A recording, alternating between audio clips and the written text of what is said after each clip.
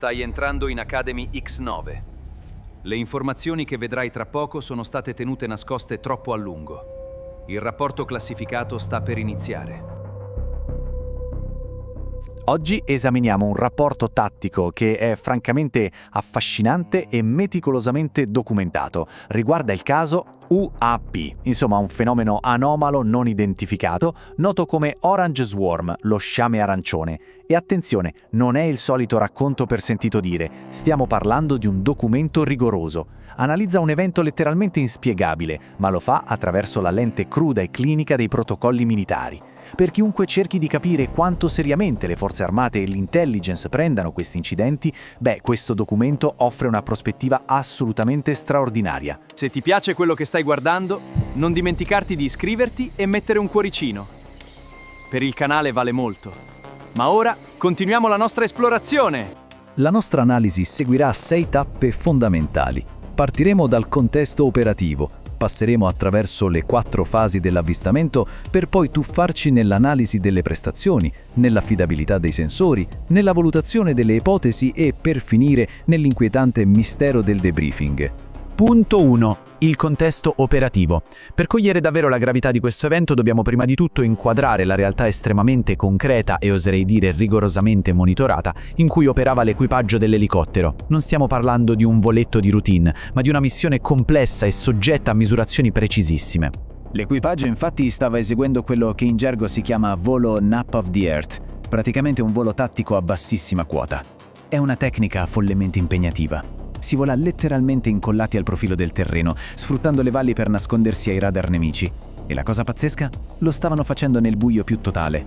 Un profilo del genere non richiede solo un'abilità manuale fuori dal comune, ma un uso costante dei visori notturni e soprattutto una coordinazione millimetrica e ininterrotta con il Joint Operations Center, il JOC, che dal suolo fa da centro di comando e da occhio radar principale. Passiamo al punto 2, le 4 fasi. L'intelligence militare, come sappiamo, non si basa certo sulle sensazioni, categorizza tutto. E qui vediamo come l'incidente scala rapidamente da una singola anomalia a un dispiegamento di massa. Osservare la linea temporale è essenziale. Non è stato un lampo nel cielo durato un millisecondo, c'è una progressione metodica. Fase 1. Il contatto iniziale anomalo. Fase 2. L'apparizione massiccia dello sciame. Poi la tensione sale alle stelle nella fase 3, con un'inquietante formazione a T a distanza incredibilmente ravvicinata. E tutto culmina nella fase 4, un vero e proprio inseguimento ad alta quota contro dei caccia di supporto. Tutto inizia in modo, apparentemente innocuo, ma le leggi della fisica vengono messe subito alla prova. L'elicottero intercetta un singolo oggetto. Quando cercano di seguirlo, l'oggetto svanisce con un'accelerazione che sfida qualsiasi aerodinamica convenzionale, ed è qui che scatta la fase 2. Compaiono all'improvviso innumerevoli sfere arancioni, si muovono con schemi multidirezionali profondamente coordinati e, poiché si muovevano contro la sagoma fisica di una catena montuosa, l'intelligence ha potuto escludere categoricamente qualsiasi illusione astronomica di fondo. Era una manifestazione reale, fisicamente lì, nella nostra atmosfera. Arriviamo alla fase 3. Qui registriamo un'estrema vicinanza e un potenziale di minaccia altissimo. 2 enormi sfere si accendono a brevissima distanza, posizionandosi fisicamente appena sopra il piano del rotore principale dell'elicottero. Assumono una geometria a T perfetta. Dopo una decina di secondi si disattivano in sequenza dal basso verso l'alto. Ma sapete qual è il dettaglio ingegneristico che fa saltare sulla sedia? Lo spegnimento e l'assoluto stazionamento sono avvenuti senza il minimo spostamento d'aria. Nessun downwash percettibile, nessuna traccia acustica, in un punto dove avrebbe dovuto esserci una turbolenza spaventosa. Per inquadrare le scale di grandezza in gioco, teniamo a mente questo parametro. Durante questo intensissimo incontro, l'elicottero stava mantenendo un hovering, una posizione stabile, a esattamente 700 piedi dal suolo, una quota tattica davvero bassissima. Eppure, con una sbalorditiva dimostrazione di dominio verticale, la fase 4 sconvolge ogni logica. Le stesse, identiche sfere si sono manifestate istantaneamente a ben 23.000 piedi di quota. Il loro obiettivo? Affiancare in perfetto stazionamento geometrico i jet militari supersonici chiamati in supporto, eguagliando senza alcuno sforzo la velocità e le traiettorie complesse dei caccia. Roba da non credere. E questo ci porta al punto 3, analisi delle prestazioni. Mappati gli eventi, il rapporto tattico cambia marcia e passa a un'analisi puramente clinica dell'anomalia fisica e tecnologica manifestata da questi mezzi. Si entra nel vivo del problema di intelligence. Questi dati illustrano brillantemente il nocciolo della questione, tracciando un vero e proprio coefficiente di anomalia. Si parte da un livello medio per il movimento in sciame. In fondo, oggi esistono forme primitive di sciami di droni governati da algoritmi, ma l'anomalia diventa letteralmente critica nelle fasi 3 e 4. Nessuna tecnologia nota può stazionare in aria senza creare turbolenze e soprattutto non esiste assolutamente nulla capace di passare da un'osservazione a 700 piedi all'inseguimento di jet a 23.000 piedi, senza ali, senza superfici di controllo o scarichi termici visibili.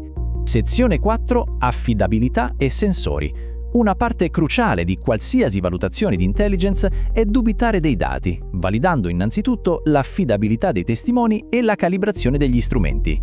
Il fenomeno ha dimostrato quella che il rapporto definisce invarianza della percezione ottica. Cosa vuol dire? Significa che le sfere luminose erano percepibili con la stessa identica intensità sia attraverso i visori notturni che amplificano la luce e l'infrarosso, sia direttamente a occhio nudo. Questo è un dato tecnico fondamentale. Prova in modo inequivocabile che non si trattava di un'anomalia termica invisibile o di un banale errore del sensore, era una potente emissione reale, focalizzata nello spettro del visibile, pura energia luminosa nello spazio fisico. Il punto davvero cruciale è che tutto questo è stato incrociato e validato su più livelli. Piloti altamente addestrati e abituati a stimare le quote a vista con precisione assoluta venivano costantemente supportati dai dati concreti dei radar di terra del JOC. Insomma, non c'era spazio per le allucinazioni. Strumentazioni elettroniche e occhi umani confermavano la stessa incredibile realtà. Punto 5. Valutazione delle ipotesi. Di fronte a prove così solide, il metodo militare soppesa oggettivamente sia le teorie convenzionali che quelle non convenzionali, per vedere se c'è qualcosa che regge alla logica. Le prime due spiegazioni convenzionali, diciamo la verità, crollano quasi subito. I flares militari, i razzi illuminanti, devono per forza cadere seguendo una discesa balistica a causa della gravità, mentre questi oggetti rimanevano in perfetto stazionamento millimetrico. L'altra ipotesi, i plasmi atmosferici o fulmini globulari, descrive fenomeni puramente caotici. Nessun plasma naturale può organizzare sciami, formare geometrie a T sopra un elicottero e meno che mai affiancare proattivamente dei cacciamovimento. Eliminando illusioni e fenomeni atmosferici, resta l'ipotesi C. Tecnologia manned avanzata, praticamente droni di ultimissima generazione. Ma, come evidenzia chiaramente il rapporto, per quanto esistano droni guidati dall'IA, ottenere questa cinematica, insomma saltare da 700 a 23.000 piedi senza ali, rotori, getti e in totale silenzio, richiederebbe un salto quantico nella propulsione e nei materiali. Parliamo di un livello tecnologico che semplicemente non esiste nell'ingegneria moderna. E arriviamo al punto 6, l'ultimo. Il mistero del debriefing. Questa è la parte più sconcertante. Tutta questa meticolosa analisi scientifica e militare va a sbattere contro un vero e proprio muro narrativo.